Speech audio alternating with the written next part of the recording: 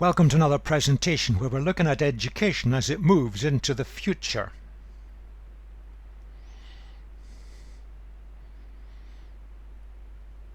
We're seeking to look at what the evidence from research can tell us to help us and to guide us as we move forward. This is the fourth presentation, and we're going to be looking at research itself. I'm going to ask the question, why does education conduct research differently when you compare right across the board across most other disciplines at the academic level?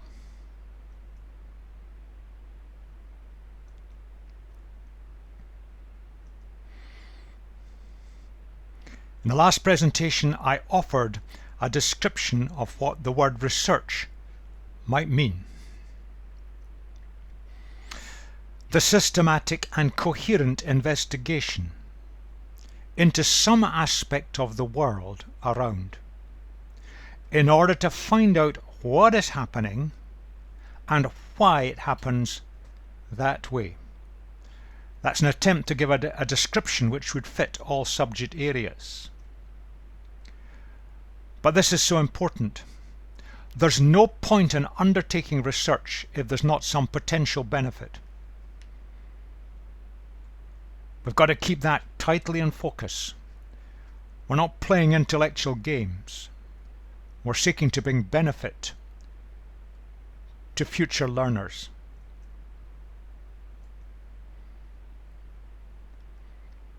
In the last presentation, we focused on student research, mainly at the PhD level. Now, I focused on this, but we could also include research at master's level, postdoc level, and research with projects that are publicly funded. But the principles that apply to PhD research apply to everything. So I'm focusing on this. You can interpret it into other areas. Now, if we look across any university, across the subject disciplines, you will find that the PhD students do real research. And it does lead to new findings and quality publications. Of course, there's no guarantee. Sometimes you get new findings, but they're impossible to publish with the limitations of a paper. But that's the general pattern that applies. They are the hands and the feet of research directors. Wonderful young people who do wonderful work. But it's not true in education, in general, although I'll show you exceptions. So often in education it is said that PhD students are just learning how to do research. Whereas in other disciplines, they do the research. They're apprentices to the supervisor who directs, guides, sustains, encourages,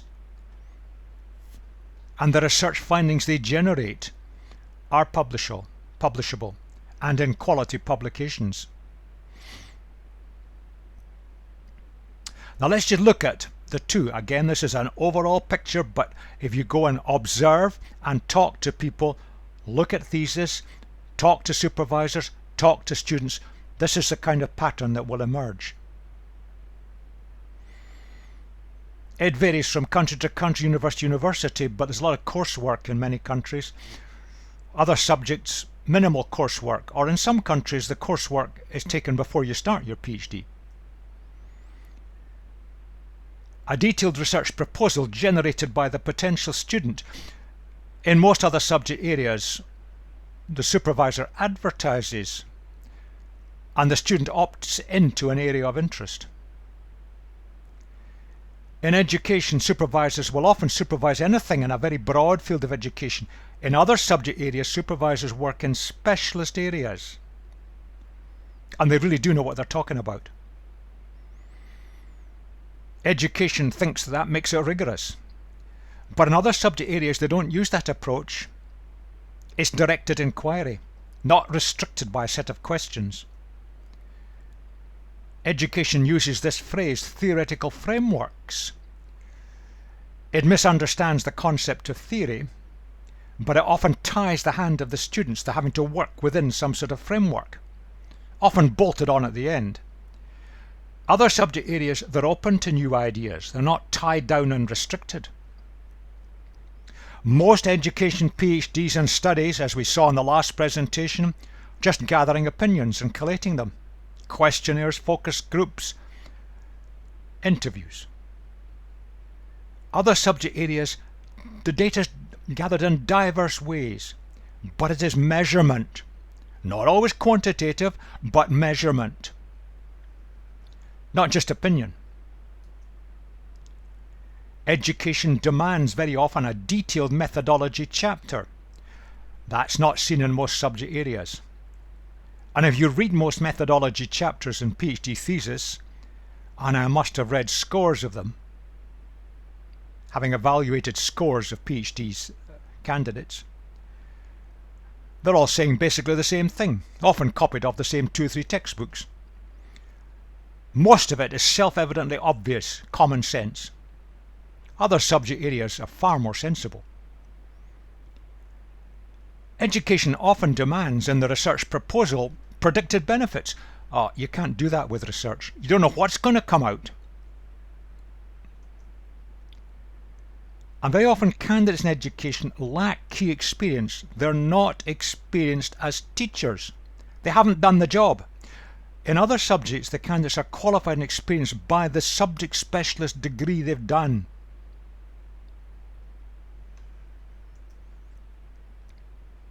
Education often demands that there's a section at the end making recommendations.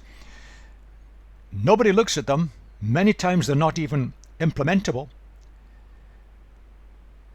But in other subject areas, the impact of the research is self-evident. You don't have to make recommendations.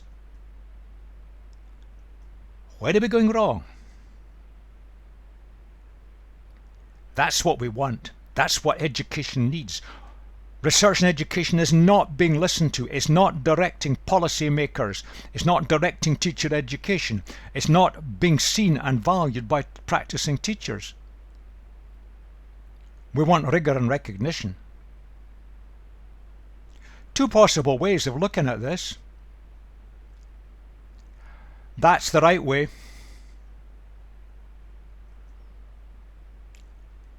That's what we're doing. In some ways it's a repeat of history. If you go back 100 years and look at psychology, when it was under attack, it went on a similar line. It held back psychology for a decade or 2. But it broke free, probably somewhere in the mid-20th century. We've got to deliver the product, and it's got to be seen by others to be valuable. At the moment it's not. And only when we do deliver the product which is seen by others as valuable will we receive any attention. There's no point in imposing all sorts of rules and structures. That doesn't get at quality. That's a straitjacket.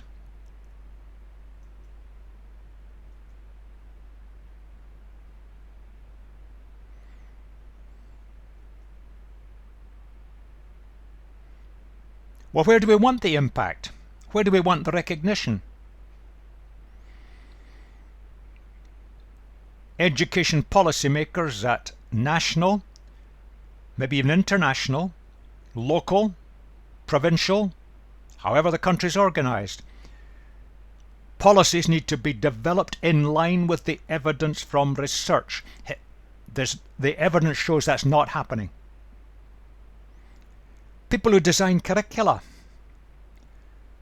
In some countries, teachers are left with an impossible task to implement a curriculum that is utterly inappropriate for the learners. There's clear evidence of that. People who write textbooks, are they aware of the research, even the simple research on working memory, which must underpin textbook construction and development? The teachers themselves, in my observation, teachers are open. They're longing for good things that will bring benefit to their students. They want to bring benefit to their students. They want the best for them. They're open to possibilities. Very often they don't know where even to look for them because they're not obvious, they're not available. And even if they try to implement them, very often people who decide the policy don't allow it. And we need an impact on teacher trainers. There'll be a later presentation that will look at teacher training. But that needs to be based on evidence, rigorous research evidence. Now, these 5 groups rarely consider research evidence. And I've got clear evidence to support that statement in all 5 groups.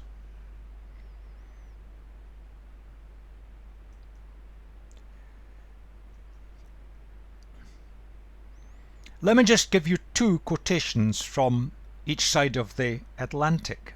From the far side, Slavin wrote this very perceptive paper.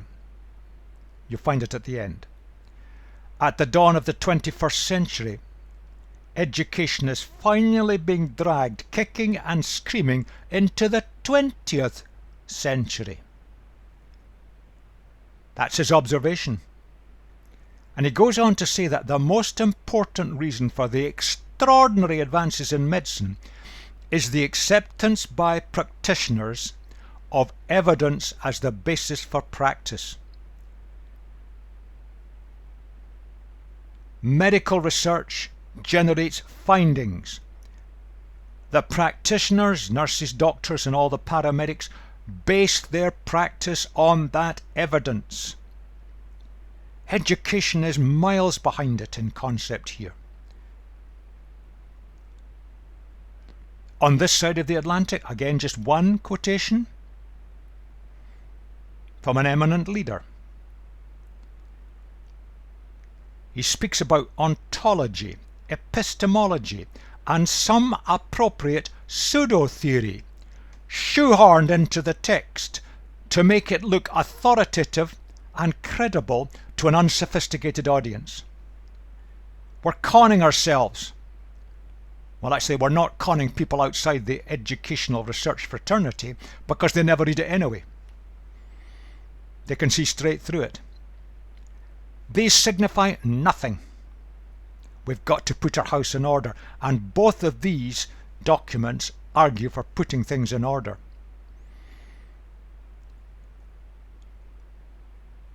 There's a major task lying ahead for us.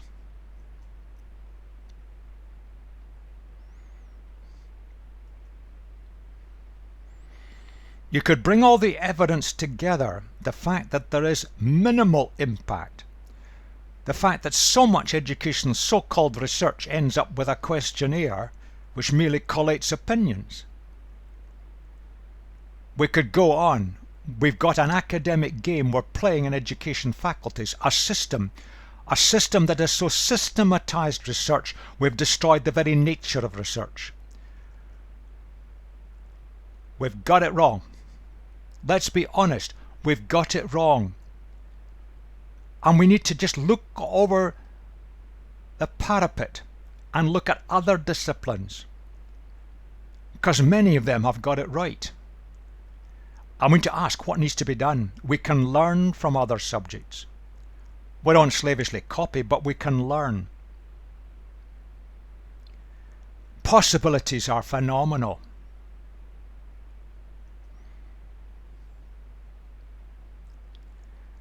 But the whole thing is a process, again, coming back and focusing on the kind of PhD route just for the moment as an example. We've got to look at how we select candidates for PhDs. How we get projects developed. The kind of training and support that candidates may need. How candidates are supervised and the nature of supervision. Never an easy task, and no subject area gets it all right, but we can learn a lot from other subject areas. I've used the word experimental. We could call it data gathering. It doesn't have to be a formal experiment, and it doesn't have to be quantitative. But formal experiments and quantitative should have a bigger place than they do at the moment. How we develop the thesis, So it tells a research story. And how an examination is conducted, what are the examiners looking for?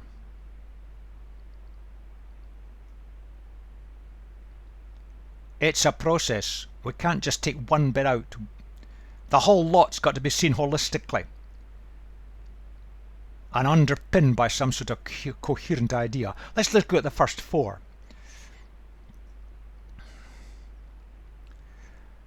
Go into any human resource department in any industry or business or social concern, and they'll tell you the first rule of selection.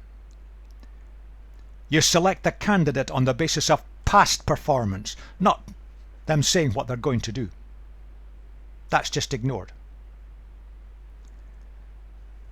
On the application form, they say their past experience and performance. The references confirm if their past performance has been good enough. That's the fundamental basis of candidate selection. What do we do in education? We ask them for a project proposal, and then we judge them on the quality of their proposal. Who wrote the proposal? Why is it so unfair? Some candidates have access to better resources or a better advisor. Who could judge the proposal? You get committee sitting in judgment on this, or one person sitting in judgment. No one human being or a committee knows enough. That's not the way research goes. We've got to recognise that supervisors need to work in broad specialist areas. They should know what is known, and they should know what yet needs to be explored. Candidate can't know that. That takes years of research and experience to get. So if you look at most subject areas, and I just went up online and looked at one department, one university, and it gave the supervisors who were looking for candidates the areas that the supervisors were interested in pursuing, and it invited any person who wanted to be considered to send an email to that supervisor outlining something of their background, and then a dialogue would follow before a formal application form was submitted. And it specifically said project proposals not required. You see, the supervisors know, and the candidate opted into an area which was relevant to their interest, background and experience. You don't provide the training and support at the beginning with all these courses. For example, you get a statistics course provided before an education PhD. Most of the statistics that's taught in the course is not relevant to what that candidate may be doing, and by the time they get to need the statistics, they've forgotten about what they've learned in their training in advance. You provide it as needed on the way through. So I have seen other supervisors, because I've got a background in statistics, other supervisors with a candidate got to the point needed the data analysed. They've contacted me and asked, could the candidate come and see me? They've often come along with them. And we sit around a computer and I show the candidate what needs to be done and why, how to do it, and then I leave the candidate to do it, and with a welcome to come back if they get stuck. You provide the support, and within a faculty, a school, you've got people with expertise. And the student, when they need help on something, they go to that person with expertise and the help is provided. Don't make formal meetings once every month or whatever it is. Supervision is provided as and when the candidate needs discussion and feedback. I've seen some of my candidates where they've been working steadily at something for several months, and I never get worried, because I know they'll come back to me when they've got to the point when they're ready, when they've completed that bit. Maybe they're spending the time in the library gathering something. Maybe they're doing field work and gathering information and data. I'll leave them to run. Sometimes a candidate needs to see me several times in a 2 or 3 week period, because they're at the point where they're having to discuss and need feedback on specific issues. As and when. Let's look at the next 3 areas.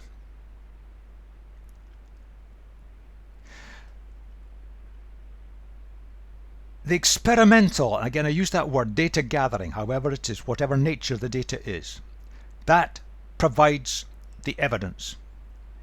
Now when I look at PhD theses, most of them have one so-called experiment with one questionnaire, which reveals almost nothing, very often analysed statistically incorrectly. With my own students, I had a kind of rule of thumb, not a rigid rule. I looked at typically 3. An opening study which merely looked at the area to get the broad picture and define the agenda. Then there was a kind of core experiment which then looked at something in much more detail in depth. And then maybe a third experiment that followed up some particular part of that because it proved to be the most interesting one. You can't predict that in advance. That's why the proposal idea is so flawed. You only decide the second experiment when you've looked at the data from the first. Now don't make it a rule. Some people had 4 or 5. Occasionally I've had one with 2. But 3 was the kind of average. Now writing the thesis. I used to sit down with the candidates and talk through the thesis. We mapped it out very roughly by discussion, not dictation. Flexibly. There wasn't a fixed number of chapters. There wasn't a supposed number of chapters on given things. It depended on the subject matter. And I said to them, start at chapter 2. That's your literature chapter. But it was the first literature chapter, because very often they had to draw from several areas of findings. And I had a rule of thumb, don't make your chapters long. Look at each area separately, draw your conclusions, and then point at the end of it into where you need to go next. Then there were several experimental chapters. If they'd done 3 experiments, 3 data gatherings if you like, then there might be 3 chapters. You didn't have a methodology chapter, because the methodology of your 3 experimental chapters each was different. You can't predict that in advance. And if you put the methodology chapter at the beginning, it destroys the whole nature of it. You decided the second experiment on the basis of the finding of the first. You decided the methodology that you might use for the second experiment on the basis of what you needed, which was decided by the outcomes from the first, and so on. It tells a story. Now I recommend integrating the outcomes in the discussion. I know that some people disagree with that, but I'm thinking of the reader. If you just present all your outcomes and then you have a discussion chapter, and you're always continually referring back to the data in the outcomes chapter, weave it together. Present, for example, a table of data, and then have discussion following. The discussion doesn't just quote what the table is saying, doesn't repeat it. The reader can read a table. It discusses the implications. It picks up given points. It looks at patterns and trends. Implications. Then the final chapter is brief. Simply, this is what I did, why I did it. This is what I found in my, let's say, 3 data gathering sections. This is the implications, significance, and this is where it might lead in future research. These are the questions it's raised that need to be explored later. Then when you've done all that, you write chapter 1. When you know where you've got to, then you write chapter 1 to describe that and give the overview and introduction. You're writing a book. It tells a story. And the rigidities of the rules that education has so often developed hinder that. They make it intractable. They make it inaccessible for the reader. And they destroy the nature of research. The examination has 2 purposes. Now that's the oral examination. Different practices in different countries. But assuming the examiner or examiners have read the thesis, they come and give an oral with the candidate. And there's 2 purposes in their coming. Is it the candidate's own work, and does the candidate understand everything they've written? It is not the task of an examiner to disagree or agree with what the candidate has done. They can challenge the candidate to justify what they've done and justify how they did it and what their conclusions are. That's valid. But the examiner is not there to enforce their views. I have sadly sat and listened to examiners behaving quite irresponsibly. One examiner took exception to one comment in the thesis, a perfectly legitimate comment, for which there was strong evidence, and insisted it be removed. Another examiner decided you had to have a theoretical framework, and they brought in the kind of words like ontology, epistemology and all that, added nothing to the thesis and wasted the candidate's time. I've seen another one where the examiner happened to like a particular author and therefore wanted that author cited. This is not what an examiner is supposed to do. They're looking to see if the candidate did it and did they understand what they did it, what they've done, simply because from a written thesis there's no evidence clear-cut that the candidate didn't get help in such a way that they don't understand it.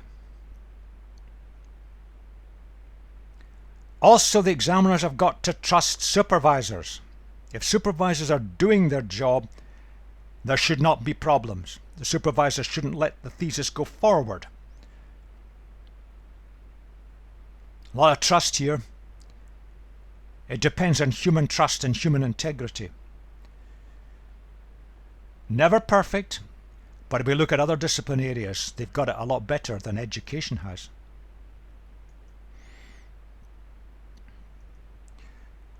Two things side by side.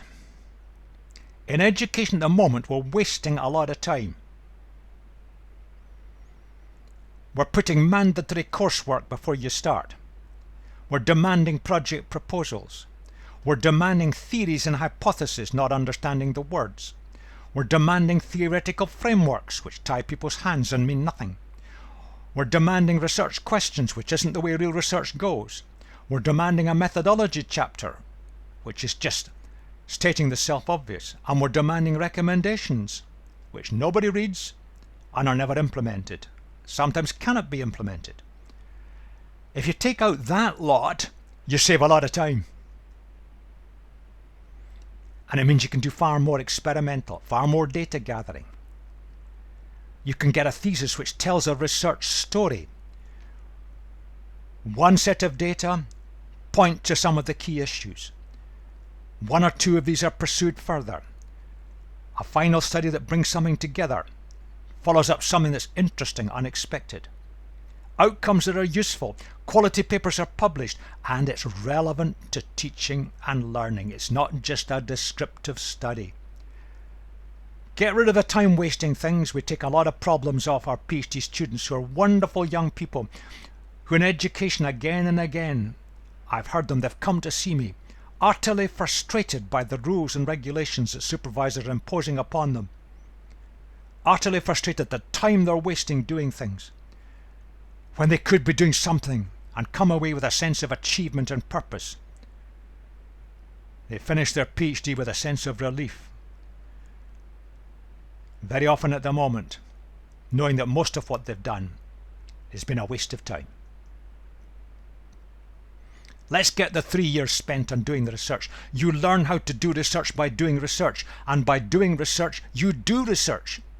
And under direction, it can be incredibly valuable, because the PhD student has got the youthful energy, the drive, the commitment, the single-mindedness, and enormous ability. And wonderful outcomes can arise. You see, that's what happens. It's an apprenticeship. It's a collaboration. It's a teamwork. Education has got to do a lot of learning from other subject areas.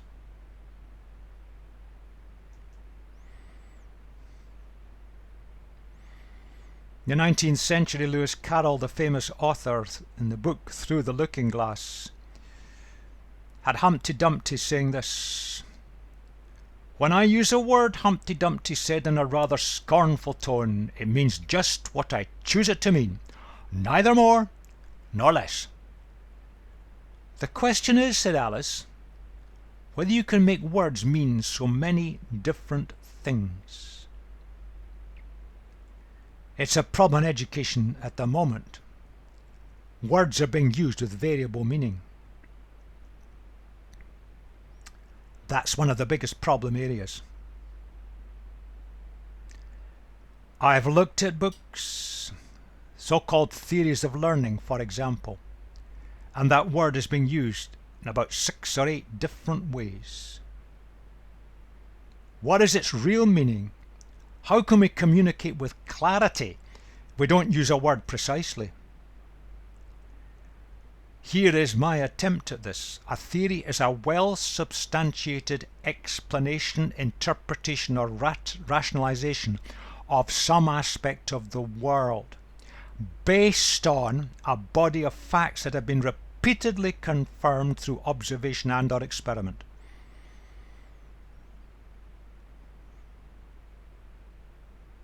In education, the word theory is often used to mean a reasonable speculation. Theories are not opinions. They're not speculations. The word model is so much better. Models that interpret and make sense of what is seen based on extensive evidence.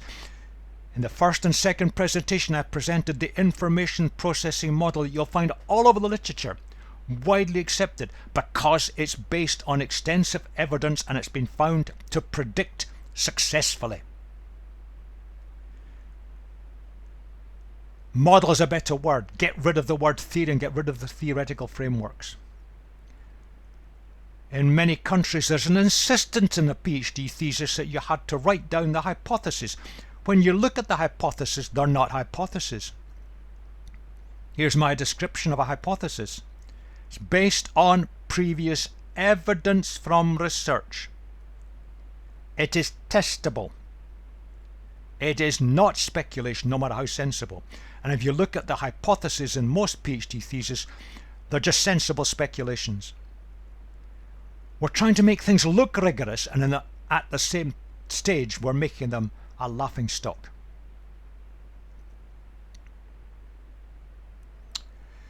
Just in a few words.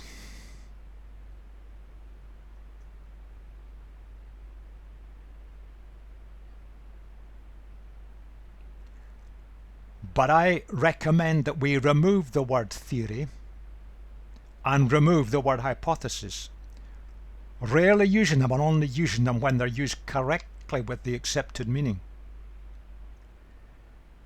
The idea of a model is so much sounder. It is rare that you can generate a genuine hypothesis. You need to have previous data, which generates an interpretation. Then you can rigorously test it, perhaps. That's not an easy thing to achieve.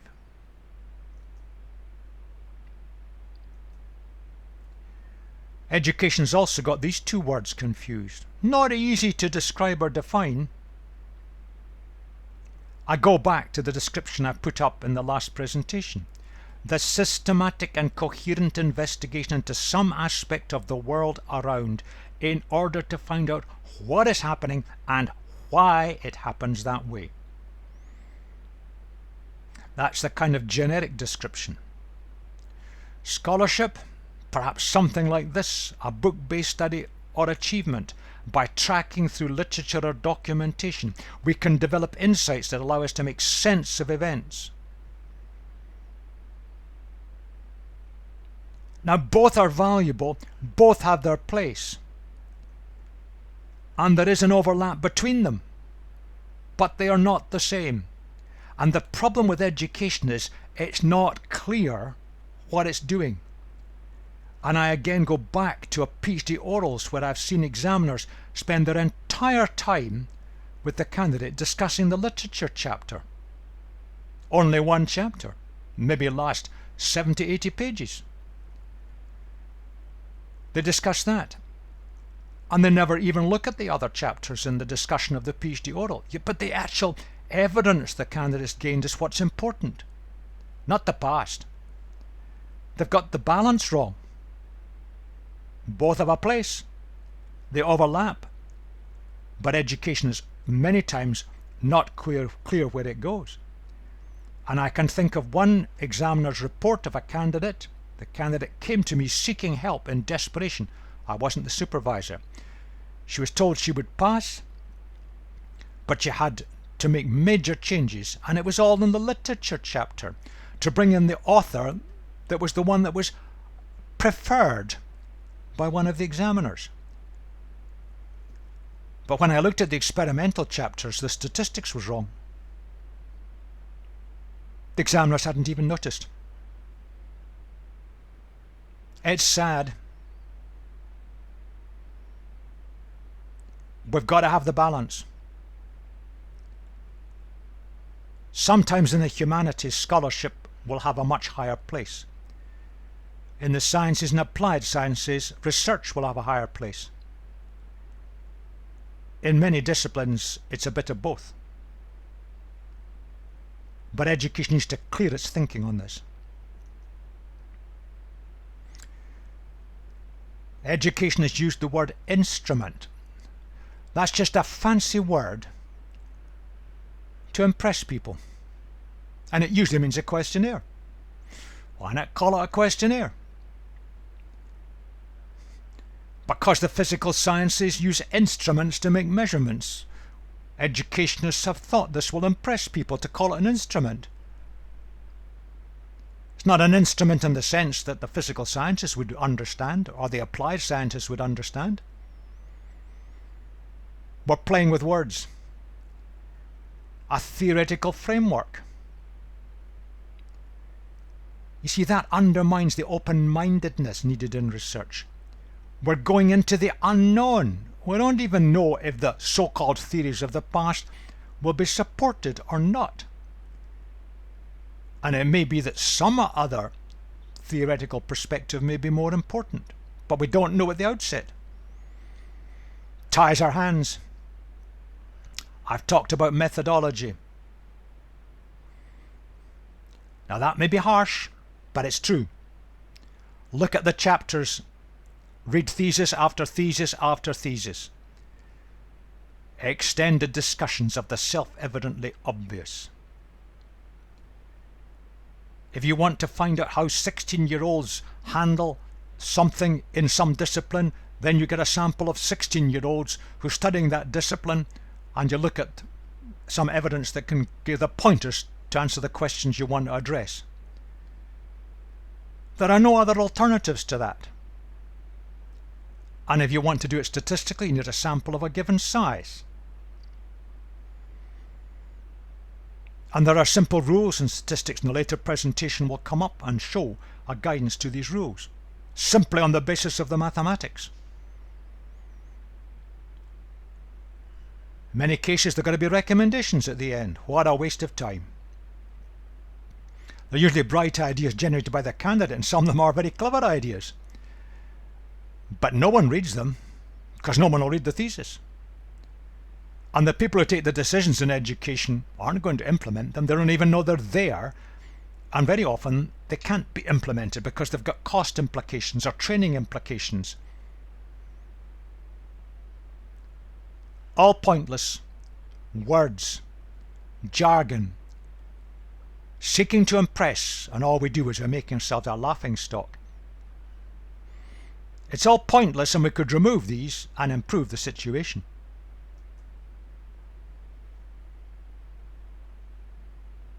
Let's be honest, let's look at it with a cold light of day, and let's listen to what outsiders, highly qualified people in other disciplines who are genuinely concerned for the benefit of learning with their own students in their own discipline.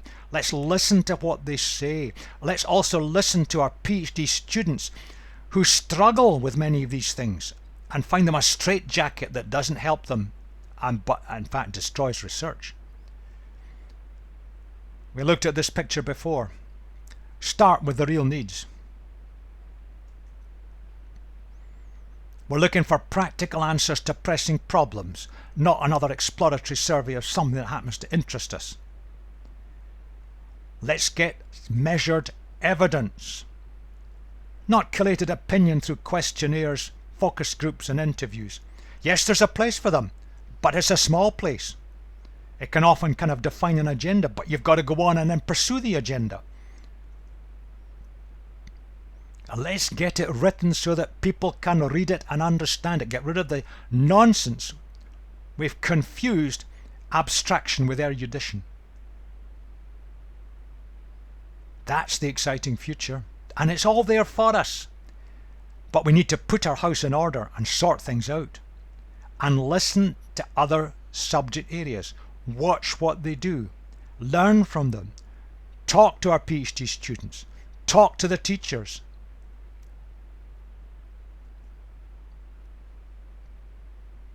Now let's look at practicalities. The simple rule: select your PhD candidates on the basis of demonstrated past achievements. I think of one candidate, tried to get into several universities, had to produce a project proposal. It was written by 2 very experienced supervisors on her behalf. The candidate had an outstanding academic track record and teaching experience and management experience. She sailed through on the basis of experience, and her project was rejected because none of the people who looked at it could understand what it was all about, because it was too advanced, because she was too advanced in her thinking. That's no way to select people. No way to select people. Get the supervisors back into the frame. They should know the research field. They should know what's been done. They should know what needs to be done. They should know the issues. That's what in other disciplines. And the issues are identified by consulting reality. And in education, reality is teaching and learning. That's the core issue of education. And let's get more projects based on discrete subject areas, because that makes them meaningful to teachers. Teachers, particularly at secondary level, teach a subject. They're not teaching generically. And even at primary stages, teachers are still teaching in subject areas. They do several of them, of course. And base them coherently, one following the other.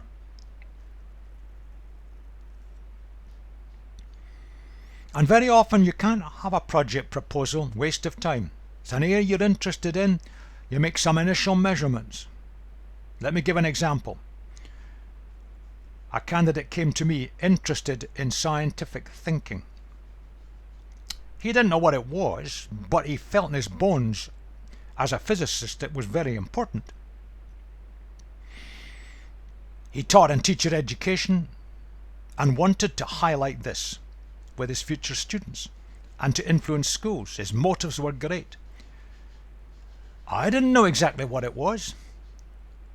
So he started off by trying to see, can we find a description of it that actually is workable and that gives us some pointers as to how we can make some sort of measurements of it. What are the criteria? And you see the initial measurements, he went and tried things out. He listened to people.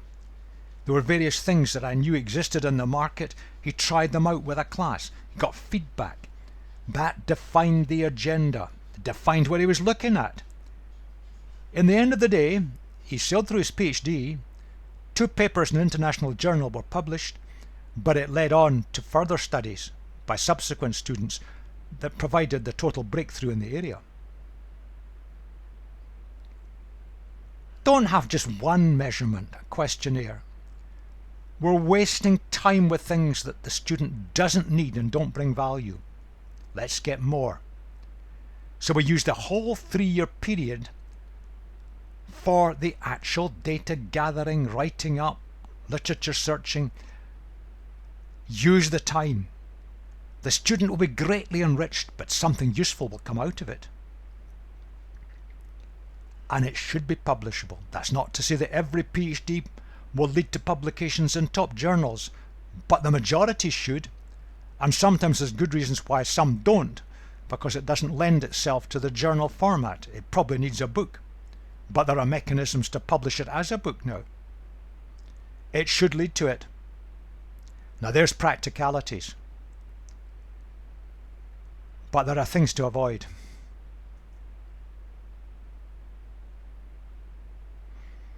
There's my list of things to get rid of. They don't exist in most PhD studies in most subject areas.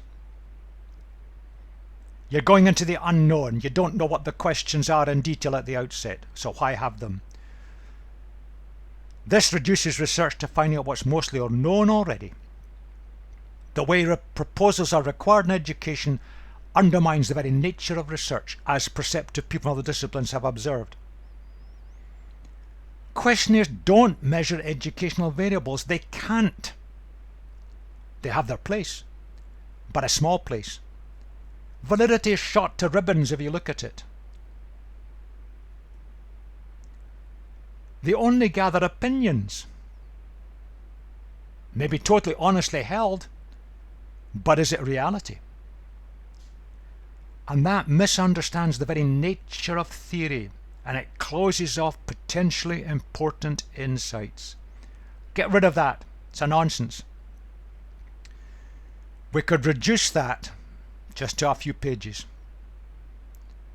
And in a thesis with, say, 3 rounds of data gathering, at the start of each round of data gathering, a page. That's all that's needed. What a waste of time and a waste of books. They're not based on evidence. They're usually the clever ideas of the candidate, and they're not going to be implemented. Get rid of them all.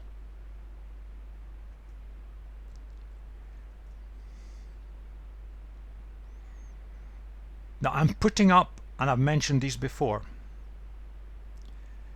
one because they're fairly recent, and secondly because they're electronically accessible, and because they've got a wide implication.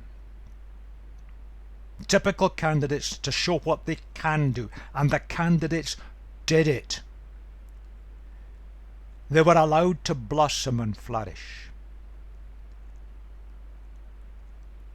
And the wider educational world recognized it.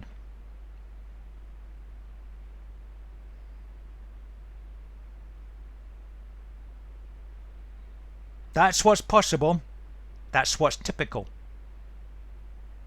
Diverse areas. Oh, let's aim much higher. Let's release our wonderful PhD candidates. Let's release them to what they can do. I've never ceased to be amazed at the ability. If people are just encouraged, supported, directed, they can just take off.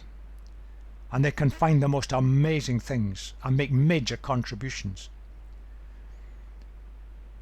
The 2 authors who hammer what's going on, and I've just picked up 2, both eminent in their own areas. And again, I refer back to this. Yes, it's old, it's out of date, but it does give some of the principles. And again, the book, chapters 1 and 19, cover much of this.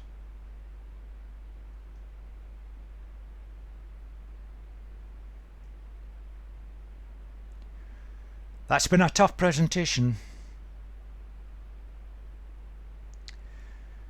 The next one we're going to look at statistical ideas because they are so important in education. There's a fashion at the moment to play them down. But they're vitally important. But it's something that people don't find easy. Now this is not going to be a total guide to all the statistical techniques. It's going to give a kind of background from which you can build, to give you an understanding of the place of statistics and where it's not important, as well as where it is important. And that's where we're going to move on next, in the next presentation.